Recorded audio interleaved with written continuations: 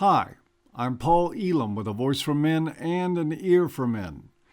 I'm running this video on both my channels because it has as much to do with men's mental health as it does sexual politics. Also, it is worth passing around because this video is in response to another so egregiously foul that the respective levels of stupid and hate in it are actually wrestling with each other for the #1 spot. I will link you to the original from the CARE Norway channel on YouTube. Also note that this is part of the Dear Daddy hashtag, which I'm hoping is invaded by rational thinkers and outed for the bigoted agitprop that it is. Okay, folks, make your popcorn and grab your barf bags. Let's get started.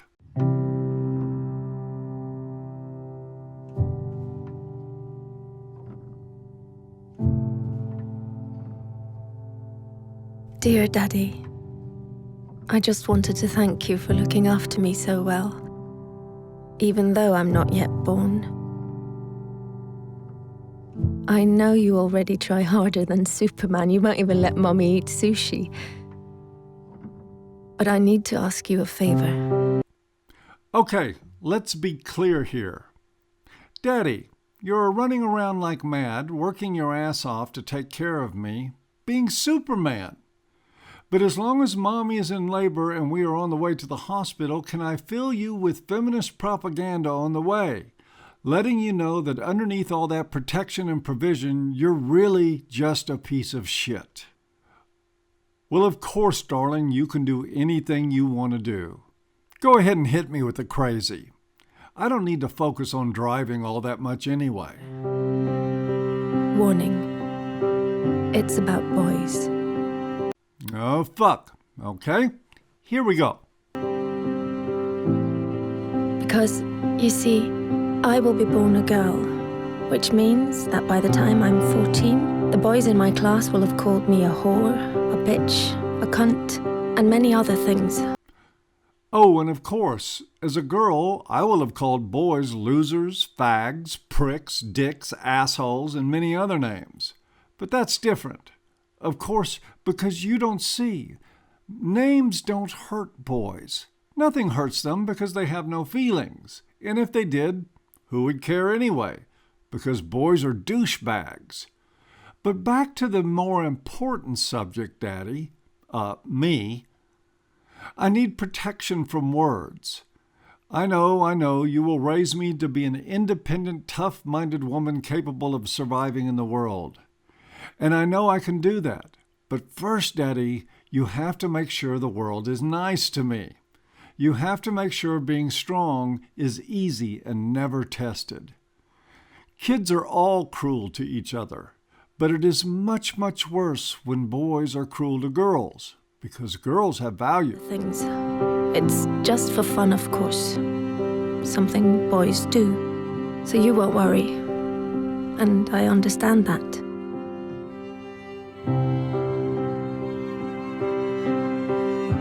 Perhaps you did the same when you were young. Perhaps you're a scumbag boy too, Daddy. Please think about that as you drive me to a hospital that men built in a car designed and built by other men, running on fuel pulled from the earth, refined and distributed by still other men. Please think about how none of that matters. What matters is that I need you right now, Daddy, as you will take me to where I will be safely delivered into the world to reduce your whole life to some rude things you might have said when you were 12. I'm sure you didn't mean anything by it. Still, some of the people won't get the joke. And funnily enough, it isn't any of the girls. It's some of the boys. That's right, Daddy, because you see girls never joke about other girls being sluts and whores. They certainly don't do it out of mean-spiritedness. The problem is boys. The problem is always boys. They hear the word cunt and the next thought in their minds is, "I'ma rape that bitch." So by the time I turn 16, a couple of the boys will have snuck their hands down my pants while I'm so drunk I can't even stand straight. I know, Daddy. I know at some point you told me that getting sloppy drunk and falling all over a guy on a sofa who may be as drunk as me could lead to bad things. But you were wrong, Daddy. I learned in my gender studies class that getting shit-faced and crawling into the lap of a guy I'm getting drunk with is empowerment. It is the boy, it's always the boys, you know, who tries to sneak his hand down the front of my pants while my drunken ass is rubbing around on his cock. Boys are so totally perverted. As you can see in the video, I played no role whatsoever in what happened. And although I say no, they just laugh. I know, Daddy. Even as I said no, you just saw me smile and grab his neck and pull him closer to me. But I really meant no, for reals. If he was confused, it was because of patriarchy. It's funny, right? I know it looks like he was the one having to push me away, but what he did was hand rape me. Really. In fact, he pushed a little hard. Daddy, he assaulted me after he hand raped me. If you saw me, Daddy, you would be so ashamed.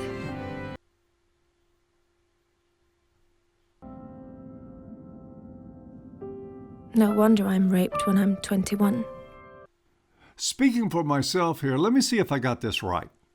You are getting snockered, throwing your body all over men who are presumptively also intoxicated, acting in a way that would shame your own family and putting yourself in extremely high-risk situations. And your conclusion is, no wonder I was raped by the time I was 21?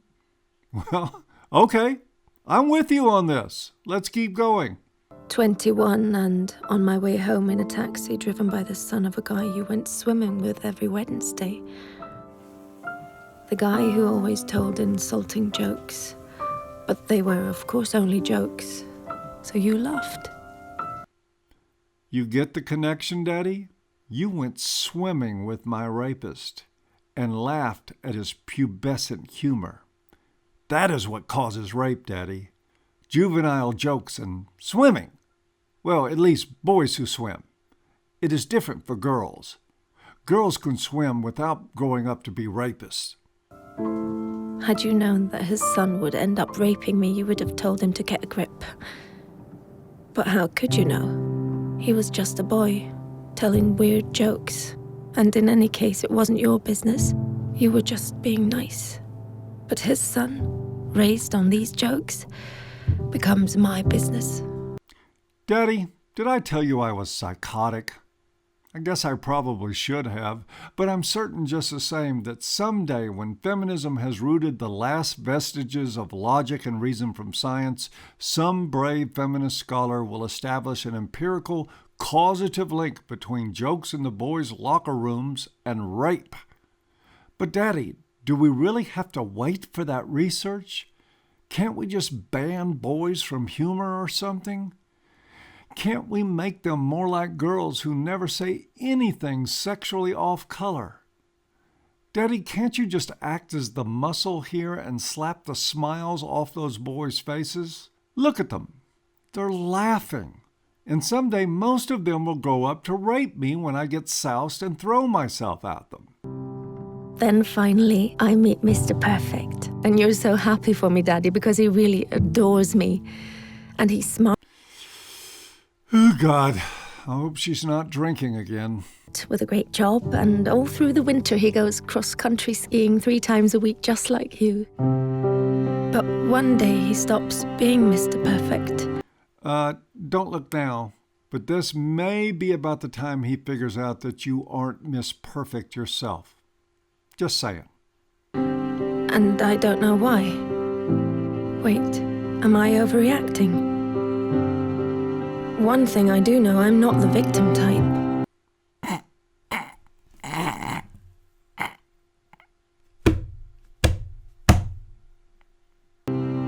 I'm raised to be a strong and independent woman.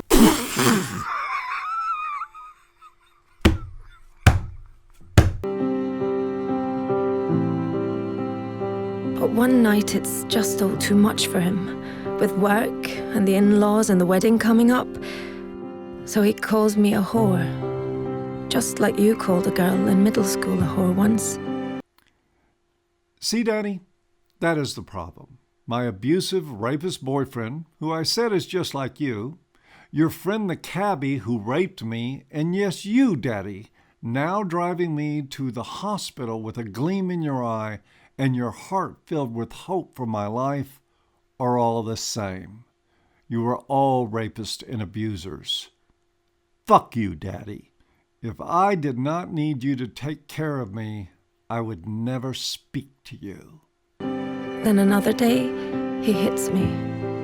I mean, I'm way out of line. I can really be a bitch sometimes. But we're still the world's greatest couple, and I'm so confused because I love him and I hate him, and I'm not sure if I really did do something wrong. Daddy, was it you that made me psychotic? It must be. You're a boy. I just don't know what to do. Since I'm too lacking in insight to stop being a bitch and too without boundaries to leave someone who hits me, I guess I'll just hang out, continue love-hating him and being an insufferable bitch, and see what happens. And then one day he almost kills me. Okay, so we find out once again what happens when stupid people antagonize other stupid people instead of getting away from them. Still with you here, little girl. Still with you. It all goes black. Even though I have a PhD, a fantastic job, I'm loved by my friends and family, I'm well brought up, and nobody saw this coming. Dear Daddy, this is the favor I want to ask. One thing always leads to another. So please stop it before it gets the chance to begin. Don't let my brothers call girls whores, because they're not. And one day some little boy might think it's true. Don't accept insulting jokes from weird guys by the pool, or even friends, because behind every joke there is always some truth. Dear Daddy, I know you will protect me from lions, tigers, guns, cars, and even sushi without even thinking about the danger to your own life. But dear Daddy, I will be born a girl. Please do everything you can so that that won't stay the greatest danger of all. Not even I will touch that last line with a 10-foot stripper's pole. Dear Daddy, please join me in the psychotic belief that you would lay down your life to protect me, yet will, with a nudge and a wink, let pass the greatest danger in my life, owning a vagina. Now, of course, this feminist video is beyond stupid, and it is beyond hateful. If you don't like my mockery of it, all I can say is imagine my concern. I don't really care much if the maker's intent was good, or if they're just another gender studies intellectual mutant who gets their jollies attacking boys. The outcome is the same. Hear this once and for all. Children, adults for that matter, are fond of crude jokes. Perhaps not jokes as crude as what has been offered up here by CARE Norway, but humans still have a fondness for things sometimes not fit for a church service. Boys do it, girls do it, men do it, women do it. There is not a shred of evidence anywhere that this leads to rape, assault, or any other form of criminality. The video by CARE Norway is just an attempt to reach in and shame boys at an early developmental age with political propaganda designed to force them into bowing before women with their hats in hand. The producers of this tripe are shaming and humiliating boys, and just like in real life, they are doing so while being utterly dependent on them for safety and survival. I urge all parents with boys 10 and older to show them the original CARE video and to instruct them of all the big fat lies being told about them. Teach your children that feminism is a hate movement, and you will be teaching them the truth. Teach them that they are good just the way they are, and that those who say otherwise are hateful liars who want to hurt them. That is it for this video. If you want to support A Voice for Men or An Ear for Men, links are in the low bar. As always, thank you for listening, and see you next time.